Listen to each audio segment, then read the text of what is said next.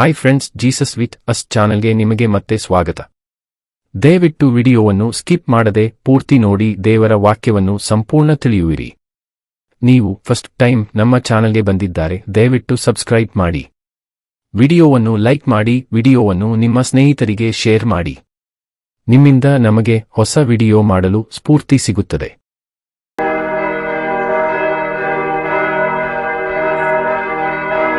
ಕೀರ್ತನೆಗಳು ಅಧ್ಯಾಯ 147. ಸೃಷ್ಟಿಪಾಲನೂ ಸ್ವಪ್ರಜಾರಕ್ಷಕನೂ ಆಗಿರುವ ಯೆಹೋವನಿಗೆ ಸ್ತೋತ್ರ. ಕೀರ್ತನೆ 33. ಯಾಹುವಿಗೆ ಸ್ತೋತ್ರ. ನಮ್ಮ ದೇವರನ್ನು ಸ್ತುತಿಸುವುದು ಒಳ್ಳೆಯದು, ಸಂತೋಷಕರವೂ ಆಗಿದೆ. ಆತನನ್ನು ಕೀರ್ತಿಸುವುದು ಯುಕ್ತವಾಗಿದೆ. ಯೆಹೋವನು ಯೆರೂಸಲೇಮನ್ನು ಕಟ್ಟಿಸುತ್ತಿದ್ದಾನೆ, ಚೆದರಿ ಹೋಗಿದ್ದ ಇಸ್ರಾಯೇಲ್ಯರನ್ನು ಕೂಡಿಸುತ್ತಿದ್ದಾನೆ. ಮುರಿದ ಮನಸ್ಸುಳ್ಳವರನ್ನು ವಾಸಿ ಮಾಡುತ್ತಾನೆ, ಅವರ ಗಾಯಗಳನ್ನು ಕಟ್ಟುತ್ತಾನೆ. ಆತನು ನಕ್ಷತ್ರಗಳ ಸಂಖ್ಯೆಯನ್ನು ಗೊತ್ತು ಮಾಡಿ ಪ್ರತಿಯೊಂದಕ್ಕೆ ಹೆಸರಿಟ್ಟಿದ್ದಾನೆ. ನಮ್ಮ ಕರ್ತನು ದೊಡ್ಡವನೂ ಪರಾಕ್ರಮಿಯೂ ಆಗಿದ್ದಾನೆ.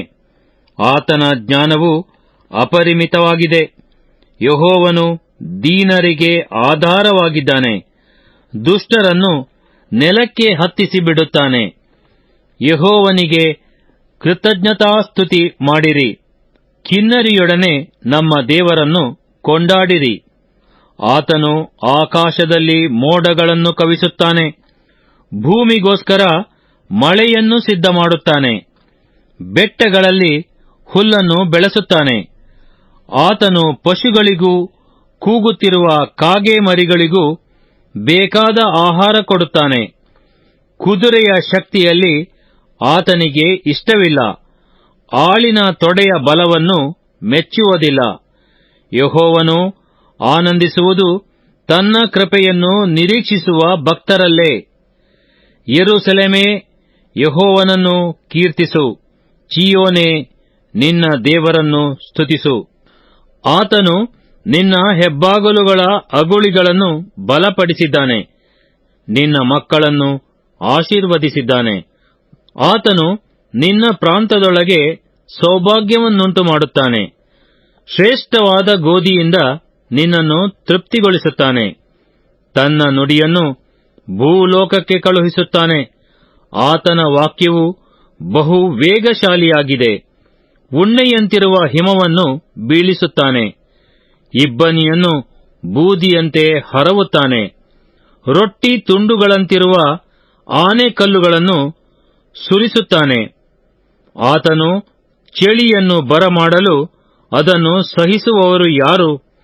ಆತನು ಅಪ್ಪಣೆ ಕೊಡಲು ಅವು ಕರಗುತ್ತವೆ. ತನ್ನ ಗಾಳಿಯನ್ನು ಬೀಸಮಾಡಲು ನೀರು ಹರಿಯುತ್ತದೆ. ಆತನು ತನ್ನ ವಾಕ್ಯವನ್ನು ಯಾಕೋಬ್ಯರಿಗೆ ತಿಳಿಸುತ್ತಾನೆ, ತನ್ನ ನಿಯಮವಿಧಿಗಳನ್ನು ಇಸ್ರಾಯೇಲ್ಯರಿಗೆ ಪ್ರಕಟಿಸುತ್ತಾನೆ. ಬೇರೆ ಯಾವ ಜನಾಂಗದವರಿಗೂ ಆತನು ಹೀಗೆ ಮಾಡಲಿಲ್ಲ. ಆತನ ನ್ಯಾಯವಿಧಿಗಳನ್ನು ಅವರು ಅರಿಯರು. ಯಾಹುವಿಗೆ ಸ್ತೋತ್ರ. ಕೀರ್ತನೆಗಳು ಅಧ್ಯಾಯ 148. ಭೂಮ್ಯಾಕಾಶಗಳು ಯೆಹೋವನನ್ನು ಕೊಂಡಾಡಲಿ. ಯಾಹುವಿಗೆ ಸ್ತೋತ್ರ. ಆಕಾಶ ಮಂಡಲದಿಂದ ಯೆಹೋವನಿಗೆ ಸ್ತುತಿಯುಂಟಾಗಲಿ.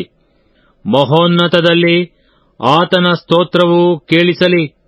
ಆತನ ಎಲ್ಲಾ ದೂತರೇ, ಆತನನ್ನು ಸ್ತುತಿಸಿರಿ. ಆತನ ಎಲ್ಲಾ ಸೈನ್ಯಗಳೇ, ಆತನನ್ನು ಸ್ತುತಿಸಿರಿ. ಸೂರ್ಯಚಂದ್ರರೇ, ಆತನನ್ನು ಸ್ತುತಿಸಿರಿ. ಹೊಳೆಯುವ ಎಲ್ಲಾ ನಕ್ಷತ್ರಗಳೇ, ಆತನನ್ನು ಸ್ತುತಿಸಿರಿ. ಉನ್ನತೋನ್ನತವಾದ ಆಕಾಶವೇ, ಅದರ ಮೇಲಿರುವ ಜಲರಾಶಿಗಳೇ, ಆತನನ್ನು ಸ್ತುತಿಸಿರಿ. ಅವು ಯೆಹೋವನ ನಾಮವನ್ನು ಸ್ತುತಿಸಲಿ. ಆತನು ಅಪ್ಪಣೆ ಕೊಡಲು ಅವು ಉಂಟಾದವು. ಅವನ್ನು ಯುಗ ಯುಗಾಂತರಕ್ಕೂ ಸ್ಥಾಪಿಸಿದ್ದಾನೆ. ಆತನು ಎಂದಿಗೂ ಮೀರಲಾಗದಂಥ ಕಟ್ಟಳೆಯನ್ನು ವಿಧಿಸಿದ್ದಾನೆ. ಭೂಮಂಡಲದಿಂದ ಯೆಹೋವನಿಗೆ ಸ್ತುತಿಯುಂಟಾಗಲಿ. ತಿಮಿಂಗಿಲಗಳು, ಆದಿಸಾಗರಗಳು, ಬೆಂಕಿ, ಕಲ್ಮಳೆ, ಹಿಮ, ಹಬೆ ಇವುಗಳು ಆತನ ಅಪ್ಪಣೆಯನ್ನು ನೆರವೇರಿಸುವ ಬಿರುಗಾಳಿಯೂ, ಬೆಟ್ಟಗಳು, ಎಲ್ಲಾ ಗುಡ್ಡಗಳು, ಹಣ್ಣಿನ ಮರಗಳು, ಎಲ್ಲಾ ತುರಾಯಿ ಗಿಡಗಳು, ಎಲ್ಲಾ ಮೃಗ ಪಕ್ಷಿ ಕ್ರಿಮಿಕೀಟಗಳು, ಭೂರಾಜರು, ಎಲ್ಲಾ ಜನಾಂಗಗಳು, ಪ್ರಭುಗಳು, ಸರ್ವ ದೇಶಾಧಿಪತಿಗಳು, ಪ್ರಾಯಸ್ಥರಾದ ಸ್ತ್ರೀ ಪುರುಷರು, ಮುದುಕರು, ಹುಡುಗರು ಯೆಹೋವನನ್ನು ಕೊಂಡಾಡಲಿ. ಆತನ ನಾಮವೊಂದೇ ಮಹತ್ವವುಳ್ಳದ್ದು.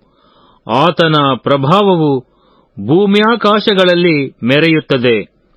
ಆತನು ತನ್ನ ಪ್ರಜೆಗೋಸ್ಕರ ಘನದ ಕೊಂಬನ್ನು ಎಬ್ಬಿಸಿದ್ದಾನೆ. ಆದದರಿಂದ ಆತನ ಎಲ್ಲಾ ಭಕ್ತರೂ, ಆತನ ಸಮೀಪ ಪ್ರಜೆಗಳಾದ ಇಸ್ರಾಯೇಲ್ಯರು ಹಿಗ್ಗುತ್ತಾರೆ. ಯಾಹೋವನಿಗೆ ಸ್ತೋತ್ರ.